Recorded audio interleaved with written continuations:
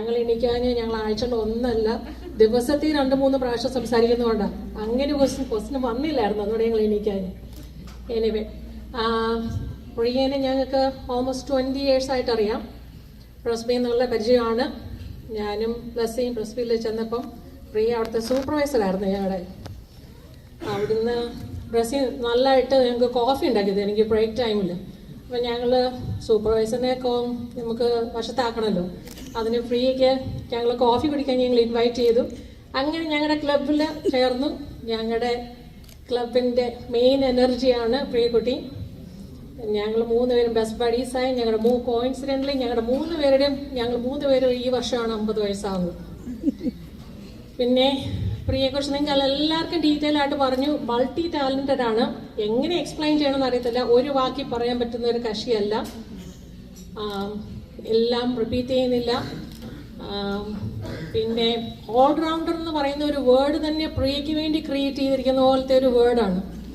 പാട്ട് പാടും. നിങ്ങളുടെയൊക്കെ കൂടെ ചെയ്യാത്തൊരു കാര്യം ഞങ്ങളുടെ കൂടെ ചേർന്നിട്ടോ, ഡാൻസ് കളിക്കും. നിങ്ങളുടെ ഒക്കെ കൂടെ ചെയ്യത്തില്ല എന്ന് ഞാൻ വിചാരിക്കുന്നു. ഞങ്ങളുടെ കൂടെ കഴിയുമ്പോൾ ഞങ്ങൾ ആ ഒരു എനർജി കിട്ടും. ഞങ്ങൾ ഡാൻസ് ചെയ്യും, പാട്ട്, ഞങ്ങളെ കൊണ്ട് റീൽസ് എടുപ്പിക്കും. ചെയ്യാത്ത പരിപാടികളൊന്നുമില്ല. ഞങ്ങളുടെ പ്രിയകുട്ടിക്ക് എല്ലാവിധ ആശംസകളും.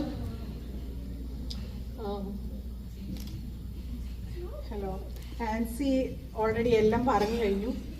ഇനി ഞാൻ എന്താണ് അവിടെ പറഞ്ഞ് കംപ്ലീറ്റ് ചെയ്യേണ്ടതെന്ന് അറിയത്തില്ല.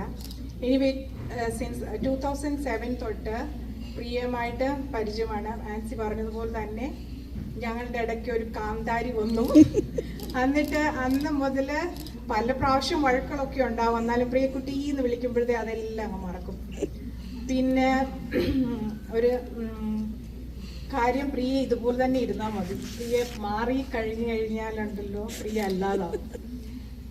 ഞങ്ങളിപ്പം ആൻസി പറഞ്ഞ പോലെ തന്നെ ഞങ്ങളുടെ പ്രിയക്കുട്ടിയായിട്ട് ഞങ്ങൾ എന്നും ഇതുപോലെ ഇരിക്കണമെന്ന് ആഗ്രഹിക്കുന്നു. Happy birthday. God bless you. Thank you.